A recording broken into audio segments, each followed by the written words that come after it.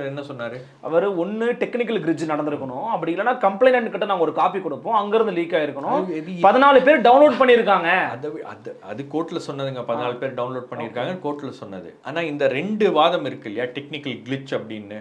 ஏன்னா பாரதிய நியாய் சந்நிதி அந்த பிஎன்எஸ்க்கு நாம வந்து புதிய சட்டங்களுக்கு நாம மாத்தும் போது அது வந்து ஒரு கிளிச் இருக்கு அப்படின்னு. புதிய சட்டங்கள் எப்போ மாத்துனாங்க? ஜூலை மாசத்துல மாத்தினாங்க. ஆமா. அதுக்கப்புறம் எத்தனை எஃப்ஐஆர்ஸ் வந்து இந்த மாதிரி கேசஸ்ல ஃபைல் ஆயிருக்கு? எல்லா எஃப்ஐஆரும் வெளியே வந்துருச்சா? முக்கியமா ஆம்ஸ்ட்ராங் எஃப்ஐஆர் வெளியில வரல. இன்னொன்னு நான் என்ன கேட்கிறேன், உங்களுக்கு என்ன ஒரு 24 மணி நேரத்துல அந்த எஃப்ஐஆர் அப்லோட் பண்ண வேண்டிய அவசியம் என்ன வந்துச்சு? எதுக்கு அப்லோட் பண்ணணும்?